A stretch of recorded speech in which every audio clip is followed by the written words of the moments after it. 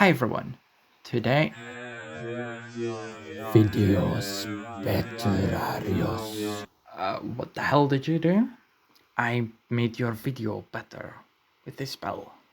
And you don't even need any good rolls or materials? Nope.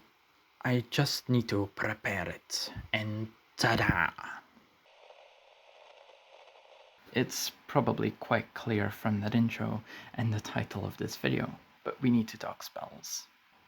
Since the beginning of this hobby of ours, there's always been a sort of gap between martials and casters. In some RPGs, that gap was huge, and in others, they tried to close it to keep the balance of the game in check.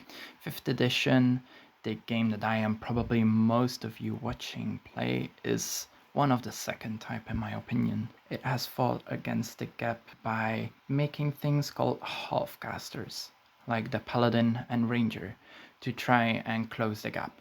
You can even mix martials and casters by multiclassing in this edition, but as I'm sure you're probably all thinking, that's not solving any problem to do with spells breaking the balance of the system. It's been something in the back of my mind, and I've tried to find solutions to it in the past, but the only things I could come up with made the whole magic system unstable and chaotic, which is something completely different from what we know from D&D with its tight-written rule sets, unless that's the solution to our problem. Magic at the moment is something neatly written down in a block of text, with barely any edge cases and almost everything accounted for. But that's also the biggest problem at hand. I'll use a simple example to make my point here. There's a lock on the door, and it needs opening. Of course, you're gonna ask the rogue, whose whole class is built for this stuff, who has Thief's Tools proficiency, and who paid the hefty sum of 25 gold for Thief's Tools, but of who the DM is of course still gonna ask a check, that they then fail, making all of this completely useless. Until the sorcerer steps forward, acid splashes the lock, and thus dissolving it into a puddle of goop on the floor, clearing the entrance with one spell. One spell with no spell slots used, cause it's a cantrip. No material components, cause every caster has an arcane focus. And are you really gonna ask a lock to make a dexterity save? This needs changing. And suddenly I realized that my crazy idea might not have been as crazy as I thought it was.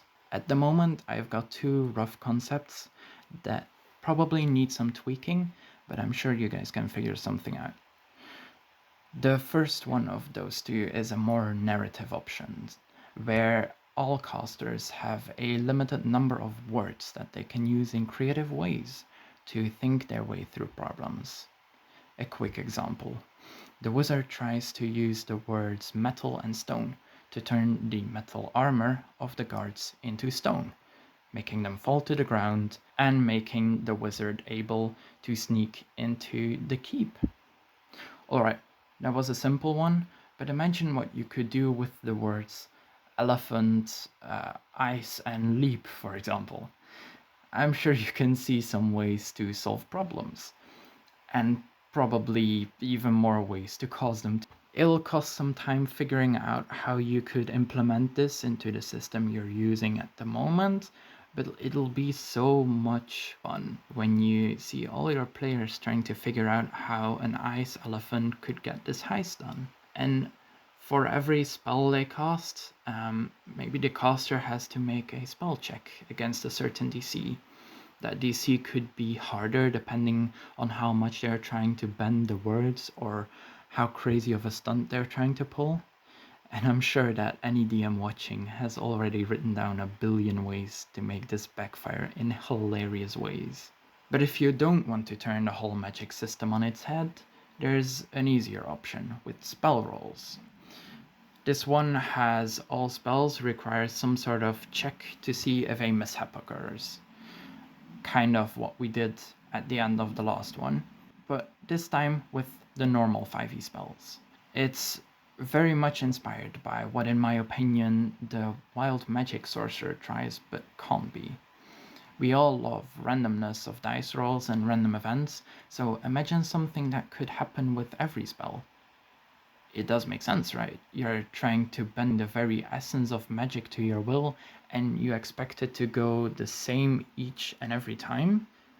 Well, you weren't concentrating hard enough on the spell, so your fireball now looks a bit more like an exploding water balloon. Or you could have the exact opposite, where the caster threw a firebolt, but puts a bit too much force behind it and it turns into a flaming sphere, or a fire elemental. If you have any more suggestions or ideas for different spell systems, be sure to comment them down below.